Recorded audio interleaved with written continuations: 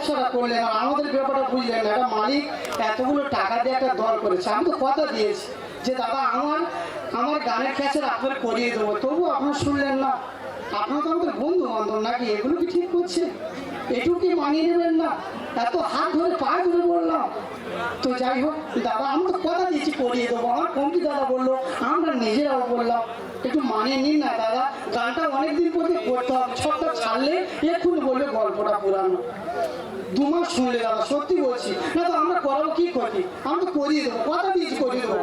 আমার সঙ্গে যাবেন, আমার সঙ্গে খাবেন, আমাদের ঘাট যাবেন, আবার খেয়ে চলে আসবেন, আমি ক্যামেরা করে দেবো। আমি কথা দিলাম, না দিলে তখন বলবেন যে আপনি একটা বড় চিটিং, কিন্তু অন্য তারা ক্যামেরা করো না। তো যাই হোক বলছি, আর খেতো না ছোলা ভাজা দেবো, আর এবার যদি কেঁদে দিস তোর পুরো খেয়ে দেবো।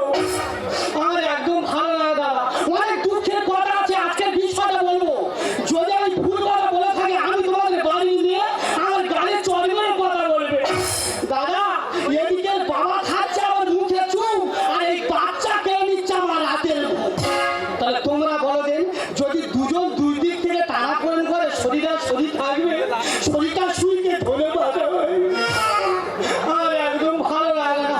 হ্যাঁ গো বৌদি, আচ্ছা তোমরা বলো, আমার পেটে কত বছর বয়স মনে হয়? আমার কি এক্ষুনি বাচ্চা নেওয়ার সময়?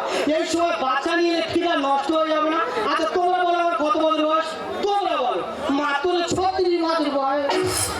এক্ষুনি মানে বাচ্চা নেবে না বললে বিশ্বাস করবে। আমার বয়স, আমার বান্ধবীরা তাদের 28-30 বছরের বয়স, কেউ করে বাচ্চা নেয়নি। তবে বাচ্চা না নিলে কি হবে? তারা 4-5 বার করে বাচ্চার মা হয়ে গেছে। এবার সে বাচ্চা কি আছে সব তারা নষ্ট করে দিয়েছে। এর বাবারা আমি বলেছিলাম, বলে দেখো এই বাচ্চাটা পেটে এসছে, নষ্ট করে দিয়ে আনন্দ ফুটতে আমরা করবো, পরে নেবো। এখন বলে না, প্রথম গাছের ফল ও নষ্ট করা যাবে।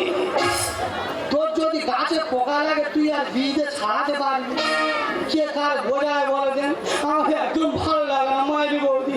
আর একটা কথা বলি, তোমরা কেউ খারাপ মাইন্ডে দেবে না।